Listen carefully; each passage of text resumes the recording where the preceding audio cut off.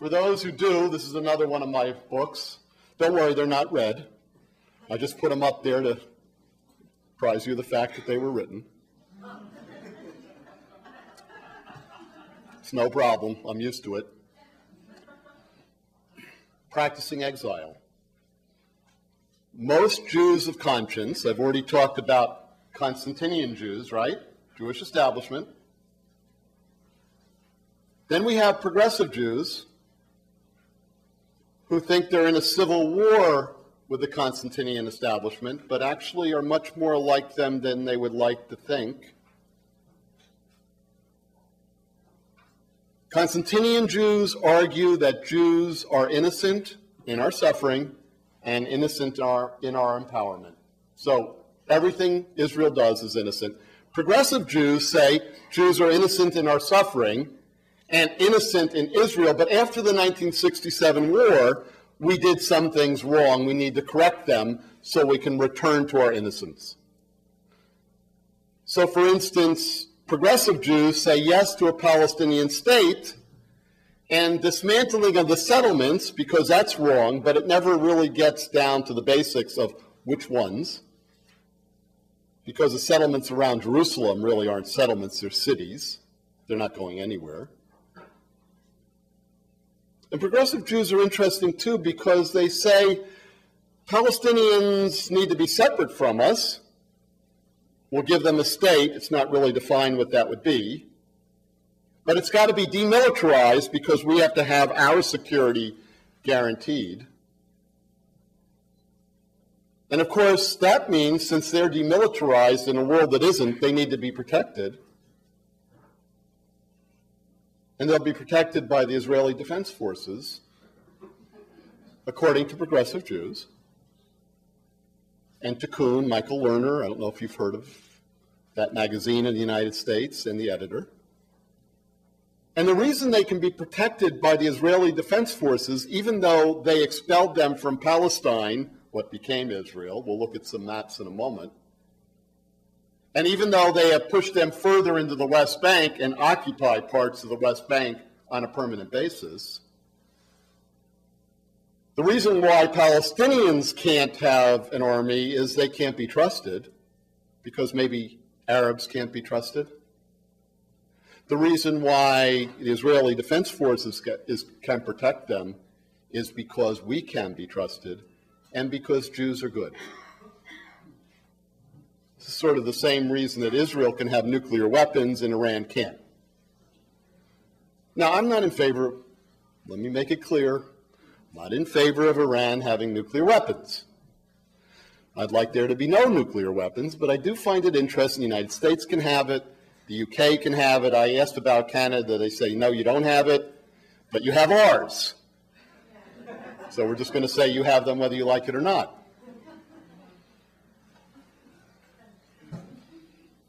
So those Jews of conscience, differentiating from progressive Jews and Constantinian Jews,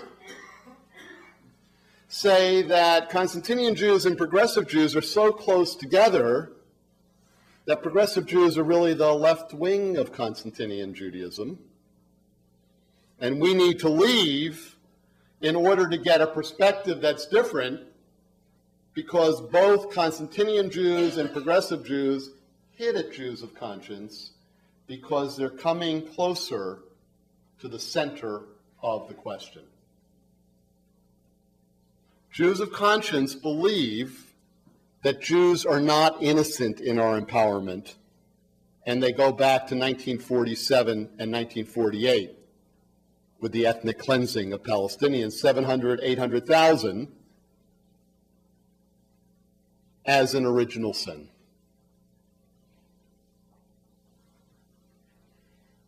When you get there, and some of the other ideas of Jews of conscience, you're in exile. So a significant part of the Jewish community, including some Jewish Israelis, are in exile. What does that exile mean for the future of Jews and Judaism? And how can we practice our Jewishness in exile? because we're with many other exiles, Christian exiles, Catholic exiles, Muslim exiles, American exiles, exiles from the Philippines, exiles all over the world. We're really a community of exiles, aren't we? What I call the new diaspora, where we have fragmented and almost destroyed particularities that come into exile with other fragmented and almost destroyed particularities. And no one particularity will become a universal, but we're in dialogue with one another. You know, exiles always think they're going home, right? So for 30 years, one exile says to the other, I'm going home, and the other one says, I'm going home too. But you don't go home. So that's our community. My question in practicing exile is, will there be a surviving Jewish particularity in that exile? Now, for some of you, it may not be important. It's okay. It is to me. And I think it is to the broader community, because every one of those particularities is important.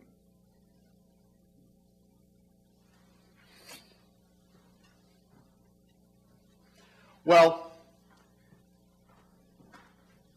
if Judaism does equal Israel, as the editorial stated, here are some pictures to think about. This is the fence, the barrier, and the wall, all in the West Bank. So I want to just go through some visuals so we know where we are. Now, the fence here is not like the fence that I used to climb over to play baseball. I had a little fence in an elementary school, loved climbing it, because there was baseball on the other side, but this is not that kind of fence.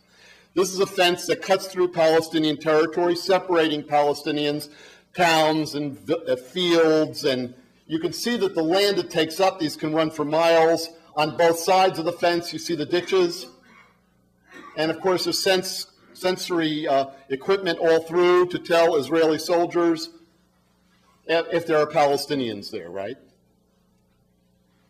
So when somebody said to me in the beginning, oh, it's just the fence, that's it.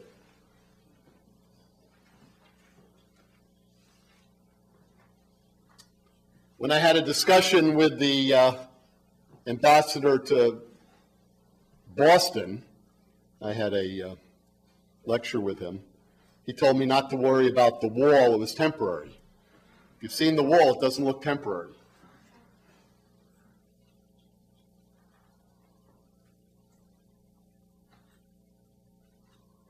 These are olive trees being uprooted. There are hundreds or maybe thousands of olive trees that have been uprooted. It's, of course, land, economy, but also symbols for Palestinians of steadfastness in the land. Remember, in the Holocaust, we can't even wrap our mind around 6 million Jews. It's so many, right? It's unbelievably horrible. But we were also humiliated as a people. And when the Nazis rounded up Jews, they often did it on the Sabbath, on Passover, on Rosh Hashanah, on Yom Kippur. They often gathered Jews in synagogues where they had to stay for days. They had to defecate in the synagogue. They used to parade the rabbis, their beards shaven in front of the community. We were humiliated as a people. We weren't just robbed. We weren't just imprisoned.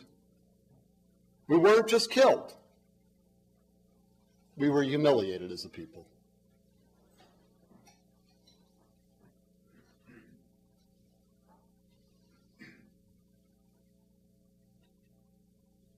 Well, the tower that runs along the wall, I was a little retro. I thought that soldiers would be in these towers. They can be, but they don't have to be. Again, it's equipment that monitors Palestinians, and of course it looks over into where they're living. Of course, we Jews remember ghettos, right?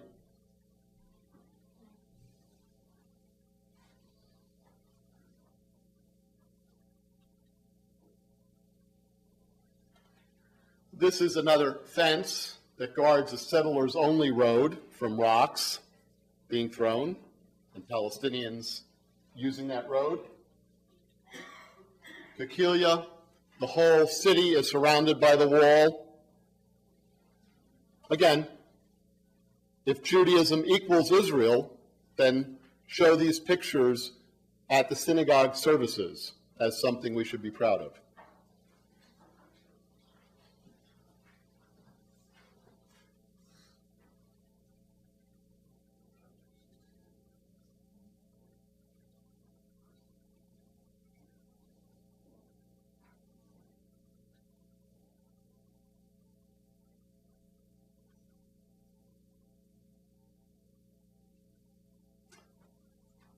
Signs.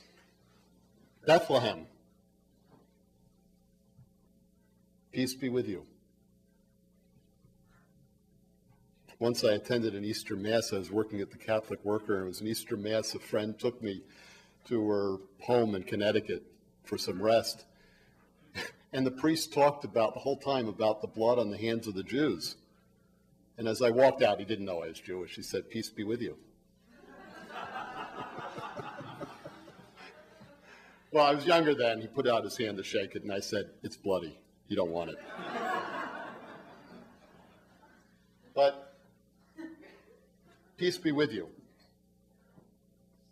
We remember also signs in places that we were taken that didn't quite say what was going to happen, right?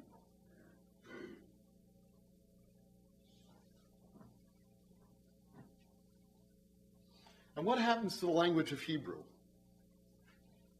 And I wrote another, actually it was read a little bit, titled Unholy Alliance, Religion and Atrocity in Our Time.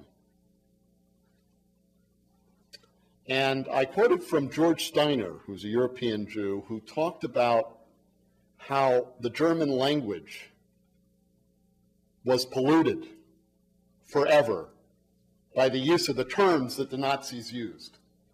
That, in fact, the language was now infected with atrocity. Well, there we have peace be with you in Hebrew. What happens to Hebrew, the sacred language, when it's used to torture people? Is Hebrew also infected with atrocity?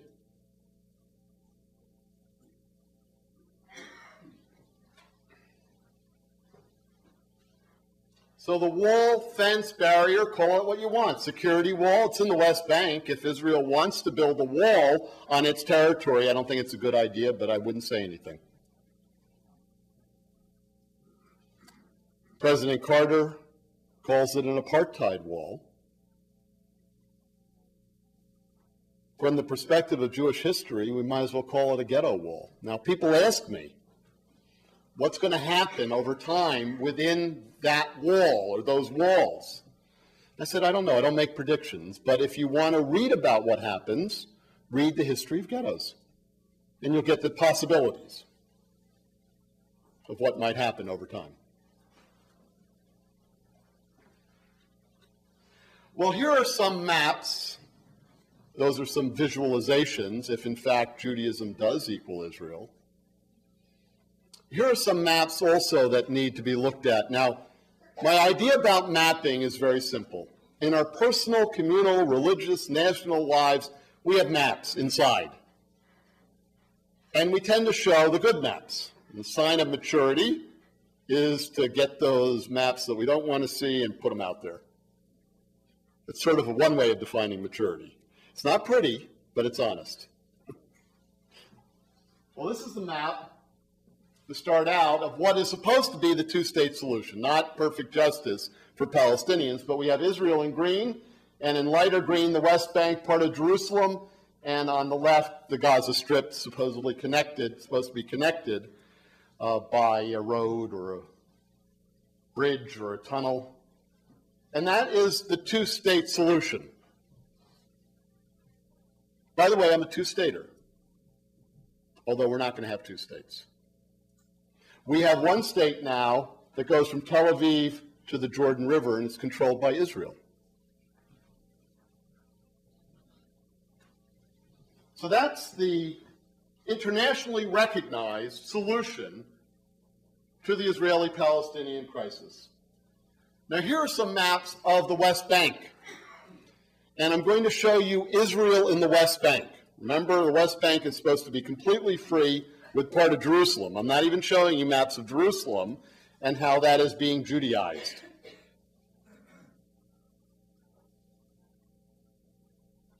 But this is 1995. Remember the Oslo Accords, 1993, the idea for many, especially progressive Jews, that we were now on the road to peace with some justice. And here is the 1995 map. In dark brown, that goes immediately to Palestinians. The light brown, controlled by Israel and the Palestinians, but will go to the Palestinians. And the lightest brown will remain with Israel. And the triangles, blue, purple, are Jewish settlements. Now notice that all the borders of the West Bank are Israel. And if you take the dark brown and the light brown, you'll see that in between and around is Israel too.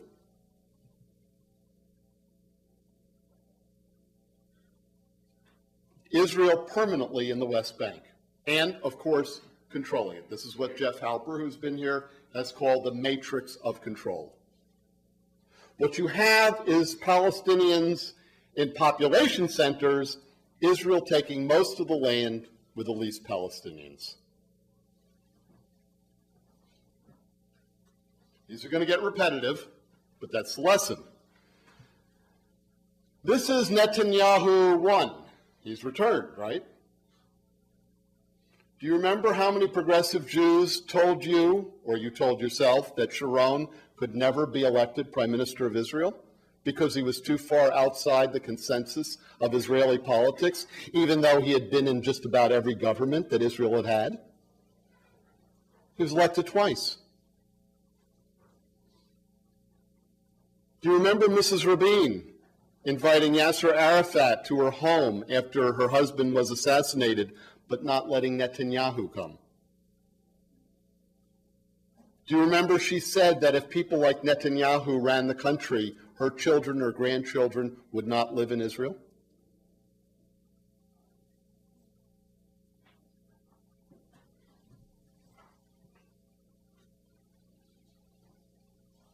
(2000). Dark brown Palestine, light brown Israel, and around you see the triangles for settlements. See where they are? More or less same map.